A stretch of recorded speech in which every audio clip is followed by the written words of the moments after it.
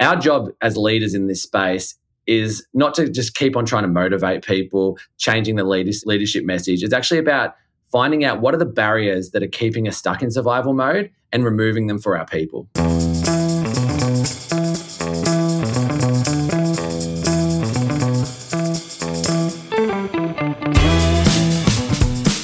What are the secrets that drive the businesses you love or nonprofits you admire? Join us as we uncover the surprising ideas at the intersection of causes and brands. I'm Dave Raley. And I'm Berna. Each episode, learn from leaders of nonprofits and companies that will give you insights that you can put into action. This is the Purpose and Profit Podcast. Season 6 of the Purpose and Profit Podcast is brought to you by Share. Welcome, everybody. Today, our guest is Dan Bentley, Managing Director of Impacto Consulting and host of the Innovate for Impact podcast. Dan helps nonprofits break out of survival mode and become high-performing organizations through innovation. With a passion for unlocking practical change, he equips leaders with the tools, systems, and strategies they need to thrive. He's known for making complex ideas simple and for always putting the voices of those with lived experience front and center. You're in for a great conversation today with Dan Bentley. Dan, welcome to the show. Thanks for having me, Dave and Carly. Hey, sir. So I realized that we are living like mirror lives. We were just talking about this before we were recording. So your organization is called Impacto Consulting. My organization is called Imago Consulting. You run a podcast called Innovate for Impact with co-host Tracy. I run a podcast on impact with my co-host Carly. How does it feel to be living the mirror life down under? It's very strange, very, very strange. In the upside down world down here. Yeah, look, it's great. We were going through the setting up everything before and the sound check and everything. And I knew what you were going to say next because you have a very similar process to what we do with our guests. So I feel very comfortable, to be honest. You're at home. Well, we are really glad to have you today, and we just always love from learning from different sectors, and so your experience is going to be super fun to dive into. You know, it makes me think of, have you ever seen that show Wife Swap? Yeah. We should just do like a host swap, and we'll just swap hosts and see what it's like. I think that would be fascinating. Idea. I mean, I feel like we aren't as loose as some of the people on that show, so it wouldn't be quite as great for the viewers. No, for sure. I was going to say, what connotation? Where are we headed with this one? I got to go watch this show. No, it's actually pretty clean. But as Dave mentioned, you work with a lot of nonprofits, and I know one of the things that you focus on is helping nonprofits move out of survival mode and becoming high performing. Can you talk a little bit about how you would define what survival mode is versus high performing? Yeah, absolutely. I mean, it's a common cliche, I guess, in the sector of the not-for-profit that's constantly the hamster stuck on the wheel. It's running, it's doing its best to try and deliver these programs and services to the people that it's set up to support and help. But it's so busy doing that it's not able to do anything else. And we know it's the same situation in many countries around the world where these organizations, they're underfunded. So that means they're under-resourced, which means that work is just really, really hard to do. And that's all they're focused on. And that's the real general, the version of it. I guess what we see is that being in that survival mode at some point to organizations is a choice. Now, that might feel a little bit jarring to listeners that hear that going, it's a choice. I mean, there's so many not-for-profits in this space. But I'll tell you something that's interesting. Out of my experience through the consulting work we do and also through the podcast that we've recorded over 150 episodes on, is that there's organizations who aren't working in this way. They've actually been able to break out of survival mode and become high-performing not-for-profits. And really, that's why we say it's a choice. It's not a choice that's how the sector is set up. But unfortunately, in a lot of places, that is the nature of the sector. And sometimes more funding doesn't actually help people get out of those challenges either, is what we've also found. So when we talk about a high-performing not-for-profit, I'll give you a bit of a contrast around what they look like so that maybe some of the listeners can also think about, well, where do we sit? So usually when we see a high-performing not-for-profit, they're usually financially healthy. So they're really good at attracting new ways of funding that may be from existing funders, but a lot of these organizations also find out other ways to be able to create funding streams. They're also productive organizations. So they don't just focus on how do we get more in. They're also looking at how do we do more with the same as what we've got or even less. They get better program performance. So when we're talking there, we're talking about impact from programs, and that's really measurable, tangible, and continuously improving impact. And they also have a high satisfaction from the people that are going through their programs. They're often also agile and resilient. So when we can't control what happens in the world, and this is why this stuff is really important, that what we're talking about. And we really saw, the pack split when things like COVID happened, where these organizations that were able to adapt and be resilient, they did a lot better than those organizations that continued trying to work in the same ways and hope that it was going to go away. They usually have a reputation in the sector that they work in as being leaders. So they're often invited to roundtables, government discussions. They win awards often as well because they are leading in their space. And finally as well, they have really much better than the industry average engagement and retention with their staff, because their staff feel satisfied, they enjoy where they work, and they feel empowered to be able to make a change, even though those constraints exist in their sector. Dan, I want to be one. I don't even run a nonprofit, and I want to be one of those. I mean, I sit on a couple boards, I guess. Like what? We're going to dive into it today, but just tease us a little bit more in terms of how does one get to that high performing place. So the thing is, all organizations probably feel very similar to how you do, Dave. That's where they want to be. They don't want to be on this hamster wheel in this survival mode, constantly just putting out spot fires, trying to make things work and running the organization on the smell of an oily rag. They don't want to be there, right? It's a bad place to be. No one enjoys working in that sort of space. And there was a big survey done in North America, I think it was just in North America, where they interviewed almost 150 different not-for-profits, and they asked them, in terms of continuously improving your organization and being innovative, because that is the way to break out of survival mode and be high performing, is through having that continuous improvement mindset, is they found from these 150 not-for-profits that 80% of them said being innovative and creating that continuous improvement way of working was urgent, but only 40% of them were actually equipped to do so. And so there's a number of things that get in the way. Resource constraints are a big one. Having the funding to do something different and to be able to build this stuff, but also just having the time. Like when you're already under-resourced, you can't just pull the analogy I like to use, it's kind of like trying to change a tire on a truck that's hurtling down a highway. You can't just pull it over, and replace it. You're trying to do it as you're driving. So that's really tough. There also as well in this space, there's a bit of a risk aversion. Sometimes when funders put a lot of pressure on not-for-profits, and they often need to have proven results to be able to, when they do something different. So that can be really hard to try and do something different. Also, it can be seen as well as innovation in this space can also be seen as a little bit of a nice to have. So you hear things often from leaders saying, we'll do that stuff once we get the ship, steering in the right direction, or these things under control. The other thing I see as well is that they can sometimes not also have the right processes and systems. So sometimes organizations in this space cannot be set up for collaboration across the organization. There's no pathways, excuse me, there's no pathways for continuous improvement and innovation. The organization is working in silos, and it's very program and service focused rather than looking at collaboration across different areas. Leadership challenges are another one. So having the capability to lead the organization in that direction, and also making it and understanding that it needs to be a priority, the short term and the long term. And then finally as well, there's a bit of knowledge sharing gap as well in terms of adoption of technology and also sharing of best practice in the space. So all those things are what's getting in people's way. And the leaders who get out of this, like I said before, it's not necessarily that they've got more funding or they work in a sector that's very different. We see this variation across all different sectors within the not-for-profit space.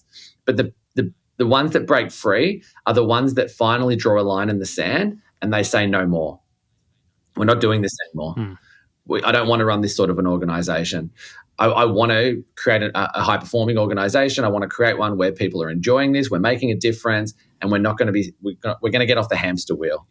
And the biggest challenge that they face is that so many not-for-profits are too busy cutting down trees to sharpen the axe.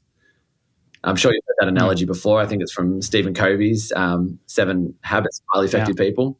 But that's the biggest challenge. We actually need to go, let's just stop putting out the spot fires. Obviously keep doing the work, but let's not only do that, we also need to prioritize the future, because a lot of the problems that are holding us back are the same ones that we need to fix, and we can fix. So they stop, they sharpen the axe, they do things differently, they make that decision, and then they start heading in that direction. Well, we're going to keep peeling this back, but one of the things I like about your approach, even as you cast a vision and pointed really a spotlight on high-performing organizations, is that one of the things I've heard you say is that some of the most innovative organizations are nonprofits. And I think a lot of people, when they think about innovation, they think of, tech startups or big business, stuff like that. But why do you think nonprofits are so well suited for innovation, and what can they teach other sectors? Yeah, it's really funny, isn't it? Because when you think innovation, not-for-profits don't come to mind. Like you said, it is those tech startups, big corporations, etc. But why are they? But we see just time and time again that what they are doing is amazing. Like with the resources they've got and the real life problems and systemic issues that they need to solve, they have to be innovative to do that. And what a lot of people think holds not-for-profits back are those constraints that I just mentioned. But actually, in real life, those constraints are actually what sets them apart. So when you're thinking of innovation and you're thinking about how do you make something better or bring in something new, go after an opportunity, you often are thinking about, well, where do we start? Like, what could that look like? Those constraints often work as really effective guide rails for these organizations to point them in a direction. And that direction usually means we can only spend this much. We've got to do it by this time. It's got to be done in this way to meet legislation and all those sorts of things. We've only got these types of funders and they've got these requirements. There's all these constraints. That actually points them in a direction, like I said, guides them towards really practical solutions that can work. The other thing as well is that when we're looking at social problems, they can be quite hard to measure. But sometimes when we're just selling something versus trying to solve something, you can sell something and it not necessarily be doing exactly what you need it to do. But for these people, they need to see that real impact. They have to see this actually solve a systemic problem. And so they go deep into that. How do we measure that? How do we know that this is actually going to be able to do that? And that also sort of sets them apart as well, I think, too, because they have to get that impact back and it has to solve a particular challenge. That's so interesting. And when you're talking about how constraints do tend to drive creativity, and so I hadn't thought about it in that context. One of the things that I've wondered about, maybe even struggled with at times on the nonprofit side, is how do you really scale impact? In the for-profit side, if somebody's startup is working, then they go and raise a bunch of capital and then do 1,000x that. Yep. How does a nonprofit do that? Yeah, it is a little bit different. Yeah, they're not going to go out and do that, but it does in some ways. There are similarities. So the organizations that often do get onto a winner often will attract more funding from different sources because they can prove that impact. So that is one way. But that success breeds success as well. So whilst you might have a program over here that's doing really well, one of your other programs might also end up getting some more funding, or you might be able to attract a different funding source, create your own funding source, which we're seeing a lot more of these days too. There are ways that you can do that. We're also seeing as well, I don't know if you're seeing this over there so much, but we're also seeing a lot more mergers of not-for-profits too. So two organizations that are doing well, but they're only small, and one of them's got some great IP or some great systems and ways of doing things, and they see an opportunity to work with another organization. They put those two things together and they can scale their impact that way too. So, I mean, there's a lot of, I guess this is why you've got the podcast and why it's called what it is. There are a lot of similarities between the two. It's just a little bit different about how you go to it. You're not going to go to a bunch of VCs or something like that. You're going to go to philanthropists, you're going to go to the government, you're going to come up with social enterprise models. It's just different ways of approaching it, but similar concepts. You've talked before about these 4 key pillars that innovative organizations follow. And I think you've touched on it a little bit as you've answered some of our questions, but I want to just kind of say them out loud from just for people who are listening. And if you could just briefly overview them. Sure. The first one is ambition focused. Second, creative leadership, client centricity, and empowered people. Can you talk us through those 4 pillars? Yeah, absolutely. One thing I'll just say before I do jump into the pillars is that the real task that we have as leaders in the not-for-profit space, and this stuff does apply to for-profit as well. Like my background before this is in that space, and a lot of this stuff that I have learned and gathered has been from both of those spaces. So I just wanted to preface that too. But our job as leaders in this space is not to just keep on trying to motivate people, changing the leadership message. It's actually about finding out what are the barriers that are keeping us stuck in survival mode and removing them for our people. Because if we can do that, then it makes it easy for our people to do what we want them to do. The amount of times that I hear leaders spruiking, come on everyone, let's be more innovative. Let's try and get better performance. Let's try and be more productive. Saying that is maybe a great starting point, but it's not going to shift the dial. And a little quote that I like to say as well is that with innovation, it's not, it can't be treated as extra work. It has to be treated as how we work. And those 4 pillars that you mentioned before are what we use as a way to embed innovation and continuous improvement into the way that organizations work. So yeah, the first one is around ambition focus, like you mentioned, Carly. That really is about a big goal. Innovation and changing performance doesn't happen for no reason. You need a reason, and an ambitious goal that the whole organization can get behind and rally on is the first step. The second thing is creative leadership. You need leadership across the organization who can bring that goal to life. And they need to be able to create an environment that is psychologically safe and flexible and adaptable to what's happening in the outside and inside world. The third one is the compass, so that we know what direction to go in. And that's about client centricity. Our clients know a lot of the things how we can help them and the things that we need to do as organizations. So we need to involve them in decision making at all levels of our organization. And finally, empowered people. Well, those other 3 things are real well and good, but if you haven't got the right tools, processes, and systems to make it easy for people to change things when there's an opportunity, then that's just not going to happen. When we were talking about this before, one of the things you mentioned was, and I can see the vision for, ambition focus, having an ambitious goal, having creative leadership and creating that psychological safety, the client centricity, being your compass of who you're serving. But we talked a little bit about empowered people, and you said something to the effect of that tends to be the area where there's, depending on how you want to talk about it, the most growth or the weakest, right, within organizations. Why do you think that is? And how do you think nonprofits can address that gap in terms of empowering people to, I loved how you said that with innovation being how we work. Yeah. It is. So we have an assessment that we've done with hundreds of organizations, and that empowered people comes up all the time as the lowest, like you just said, Dave. And the reasons why it comes up, well, the others, I think it's because it's just an under focused on area, to be honest. It'd be my high level. I think it's different by organization, but if I had to say at a general level, that's why. If you look at the other 3, the kind of things that a lot of the time people are dabbling in anyway. So, most organizations are somewhat mission focused and have an ambition. So they can sometimes tick a few boxes there. They can have some great leadership and it might tick a few boxes already. And obviously, if you're not being client centered in this space to some degree, might be in the wrong business. Empowered people, though, is a little bit different.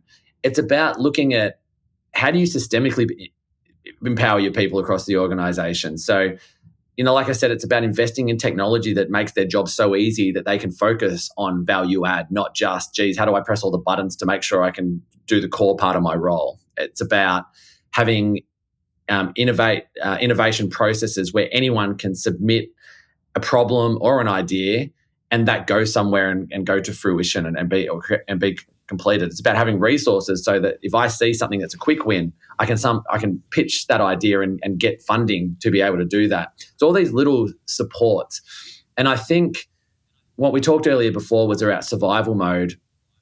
When you're in survival mode, you're probably not setting up a lot of that stuff, and that is what the good not-for-profits that are performing really well is. That's what they've gone and done, is they've gone and set up all these processes, systems. They're thinking long-term, they're thinking systemically, rather than, like I've mentioned many times, seeing a problem come down the line, playing whack-a-mole and fixing that and then moving on to the next one. They're often thinking about, okay, instead of just looking at how do we fix that problem's come from somewhere. Let's go up the chain a bit, understand how that's happening, look at that. Can we address that? And then those problems stop coming down or they reduce. It's that sort of a way of thinking that's the biggest difference. And I think empowered people, a lot of the elements sit within that have got to do with that systemic thinking.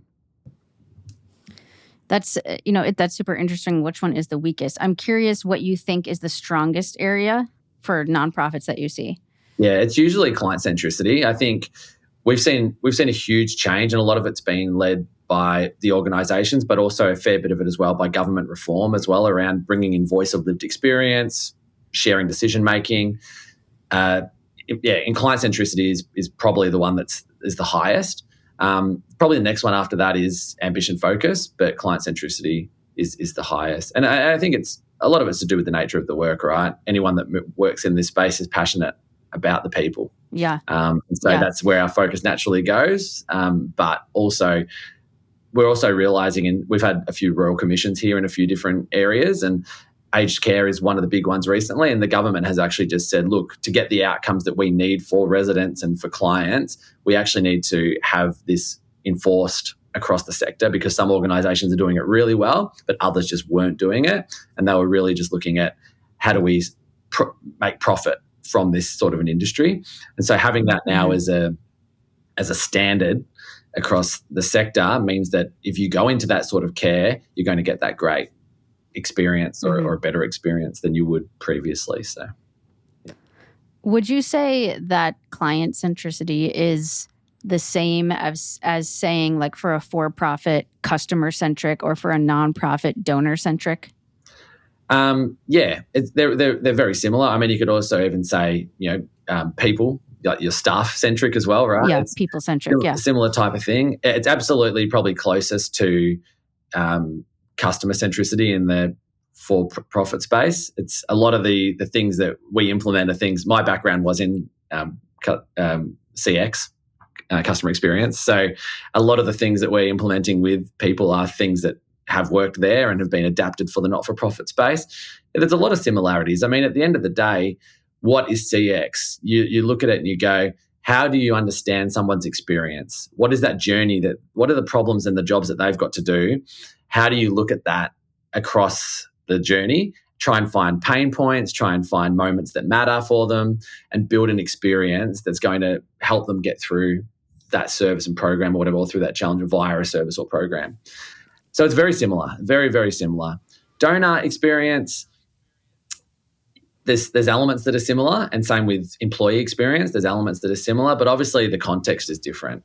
For donors, they're giving to your organisation, whereas clients are often receiving from your organisation. So that's probably the context that's different. I'm curious, hearing your background in CX. I'm such a fan of creating and curating experiences. Is there a brand or even a charity that comes to mind that you think is a great place to look for just great, customer donor experience examples? Yeah, I mean, we come across them every day, don't we? Trying to think of one that I would point out. I mean, I think one that I would use as an example, in terms of the not-for-profit space, we've got Starlight Children's Foundation here. They help kids that are in hospital, and they brighten up their day. And we had one of their staff members on our podcast a while ago talking about the things that they do. And everybody here respects that organisation. They know they do great work.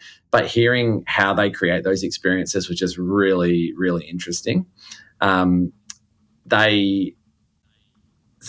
obviously it's a horrible time for the families and the children, and sending in these Captain Starlights into the organisation with games and things for them to do can absolutely change someone's day.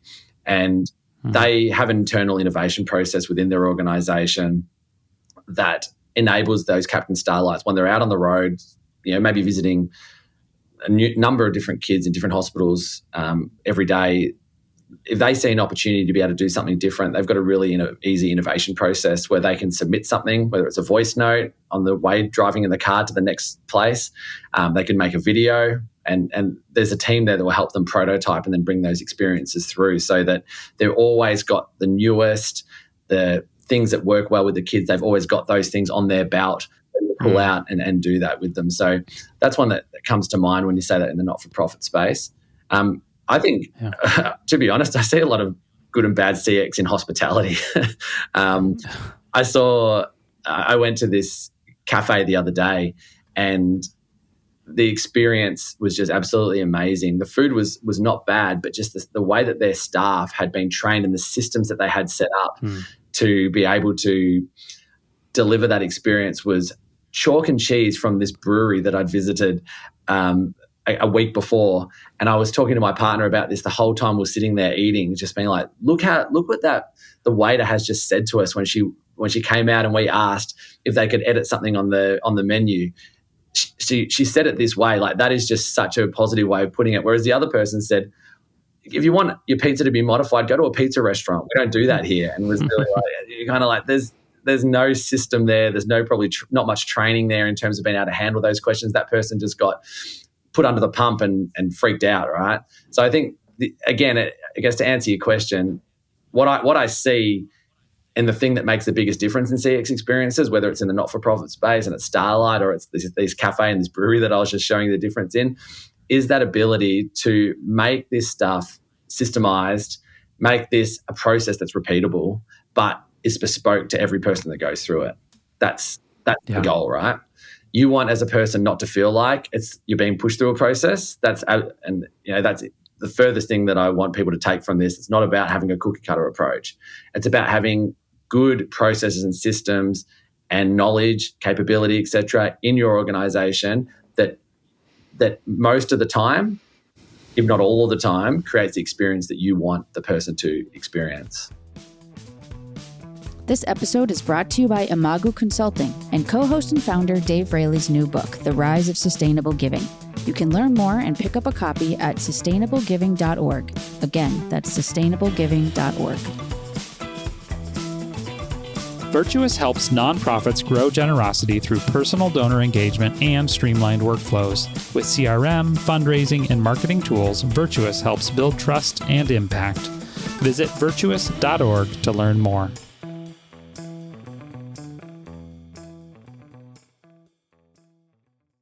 Well, what I love about, a couple of things I love about that. Number one, in both examples, Starlight and in the food service space, that it is a total example of empowered people, right? It's the person on the front line in the hospital who's just had that experience who thinks, man, there's a 10x better way of doing that. And in the moment, and we all know those inspirations we never wrote down that were like, that was probably pretty good. In the moment, they can, like you said, record a voice note or, just send a note to the team. Like that is so powerful. And we've all had experiences, and Carly and I have been honored to have a couple of folks on the show from organizations that have just really taken customer experience or donor experience to the next level. And I'm always impressed when you have an organization, especially one that has, thousands or tens of thousands of basically, frontline folks that clearly certainly have gone through training, but also are empowered to delight the customers. So I love that. Thank you for sharing that. I'll just add one more thing to that too. I think where this really starts, before you get the systems and the processes and you invest in the capability and the resources, is a real commitment and a belief in the organization that treating your customers well and also understanding their needs is the key to success. I think there is another camp that thinks very much about the numbers and not the people.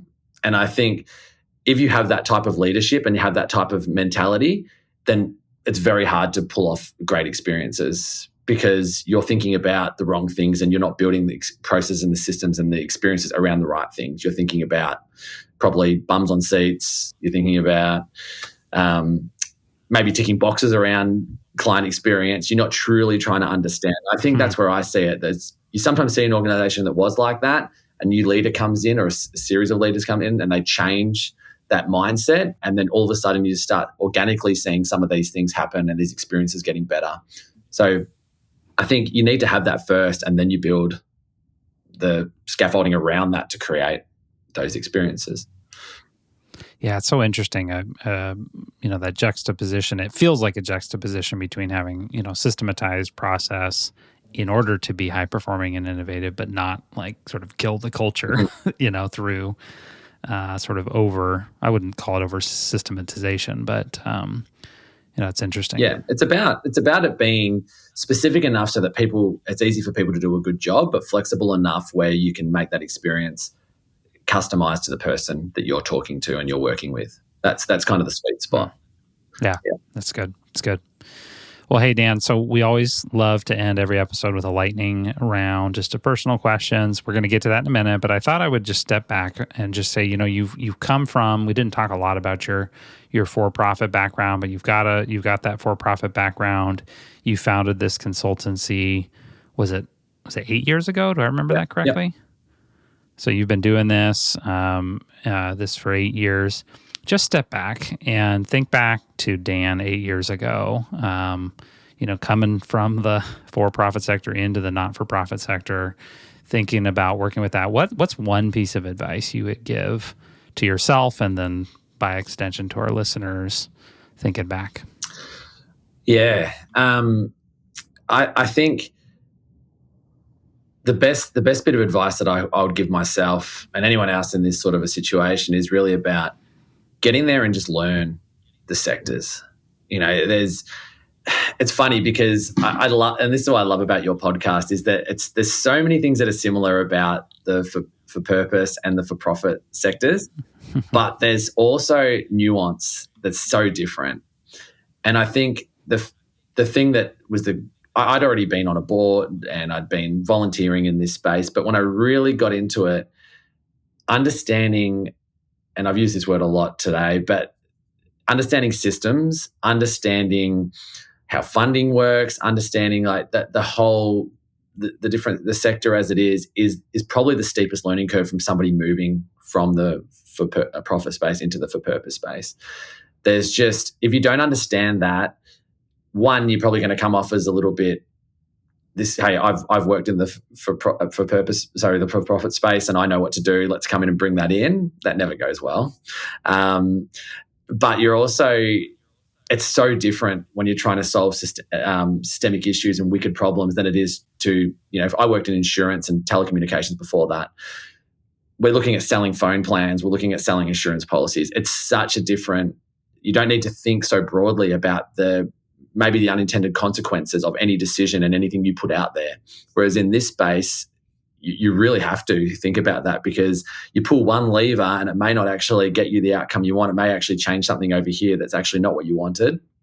So learning all about that sort of stuff is probably the thing that I would say. I love that. I think that's such great advice to those who are listening. Thanks so much for sharing with us today. As you were talking, I was just thinking like you and Dave have so much in common from like an innovation thinking standpoint. It's like we did do like wife swap right now, because it's like we're talking to Dave. I was going to make, hey Carly, how about an age related joke? Do you know the whole Dave and Dan ads from the 1980s? Did you ever remember those? No, I was not. Dan alive, better probably. not know them, because they were Olympics, like American Olympic athletes, and it was the Dave and Dan thing. You got to YouTube it, and you'll see what I'm referring to. I'm not sure if they made it over here, or maybe I just never saw them. Yeah, I'll YouTube it after this. Well, like Dave said, we always love to end with a lightning round. So I have about 6 questions for you. Just say the thing that comes to your mind first, totally unrelated to everything else we've been talking about. Sure. So the first one is, if you could instantly become an expert in any skill, what would it be? I think cooking. I love cooking and I'm all right at it, but I'd love to get better at it. It's a good way to bring people together. Yeah, that's a great one. What is your guilty pleasure TV show or movie? I I don't watch a heap, and most of the things that I do like to watch are The Office and Brooklyn Nine-Nine, but they're not really guilty pleasures. They're pretty like mainstream. I'd probably say the guiltiest pleasure that I've had recently would probably be The Bachelor. I think someone, my partner was like, so I was like, I'm not going to watch this. And then next minute I'm like deep into that show and I'm like, why did they choose her? Like the other one was so nice. Deeply invested. That's definitely a guilty TV show. Yeah. If you could donate $1 million to any cause, what would it be? I'm very passionate about animal rights. It's a big one that's close to my heart. So I would probably give it to a great organisation over here called Animals Australia. They do some really good advocacy work and do a lot of things around changing the way people eat and the way that people treat animals. So I think they're a great cause. Yeah, that's great. What's the most random thing on your bucket list? Most random thing. I mean, it's not really random, but I really want to get to Antarctica. It's the only continent I haven't been to. I almost got there a while ago. I spent about almost a year in South America, and I was heading pretty south in Argentina, and I was like, oh, wow, I could get right down the bottom and get on a boat. Just keep going. Yeah. But, anyways, I ended up getting sidetracked and heading more north and didn't make it. But I would love to get there eventually. I think that would be an amazing experience. Yeah, that's one we have never heard before. Oh, cool. It was more random than that was then. Yeah. What's a surprising fact about you that most people wouldn't guess? Surprising fact about me. I was heavily involved in the Australian hip hop scene back in the day when it was sort of first being really became a big thing. Involved in making a lot of music in that space. Involved in lots of different bits and pieces. And people, when they look at me, don't often see like a hip hop sort of dude. I had a shaved head back in the day, looked very different to what I do now. I'm was quite good friends with a lot of the really well-known artists over here. And I quite often, when you go to like a new workplace or something and someone says to you, let's do that whole like 2 truths and a lie. I put out there that I was in like a rap group with a certain actor a certain MC that's won like, I don't know what the equivalent, but the Arias over here, which is like it's gone gold and platinum and things with them. Yeah. And everyone's like, that's the lie. Like you definitely don't know that person. There's no way. That's awesome. All right. And last one, if you could switch lives with anyone living for a day, who would it be? Oh, wow. That's a good one. I haven't thought about this before.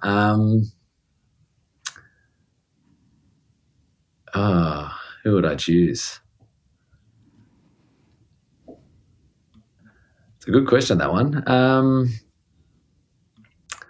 I think I'd love to just someone who right now is traveling the world. Has got.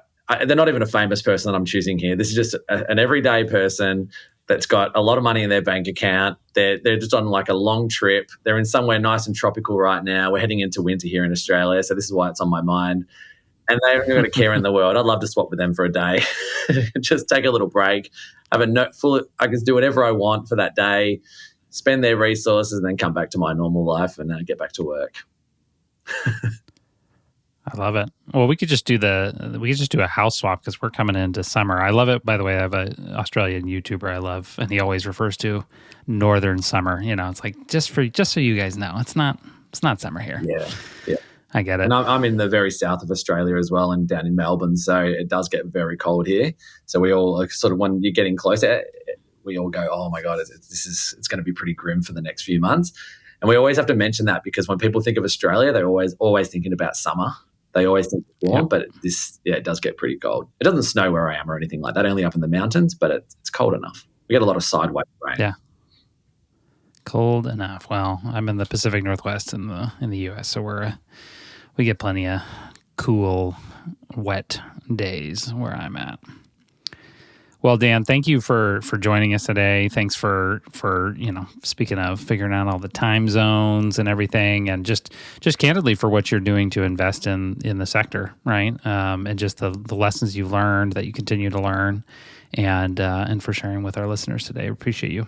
Yeah, thank you, and thanks for having me on the show. It's a pleasure. I love what you're doing. I think it is such an interesting topic, like I mentioned before, and there's so much that does intersect, and I love that you're exploring that. I think there are a lot of people out there that are thinking of jumping from one side to the other, and it does work both ways.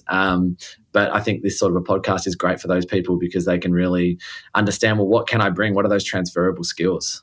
And that stuff's really important when you're thinking of jumping ship either side. So great work. Absolutely. We can learn from everybody. Absolutely. Well, thank you. And thanks to our listeners. I hope you learned something today. Your thinking's been challenged, been widened. And until next time. We want to thank all of our sponsors for supporting Season 6 of the Purpose and Profit podcast, including Virtuous, Faith Search Partners, Dickerson Baker, Share, Synergy, Avid, and Imago Consulting. For more episodes of the Purpose and Profit podcast, visit purposeandprofitpodcast.com or wherever you get your podcasts. Be sure to subscribe so you never miss an episode. We'd love it if you would rate the show and write us a review. Follow the show on LinkedIn, YouTube, and Instagram. You can also sign up for our email newsletter to get the latest updates. Thanks for listening.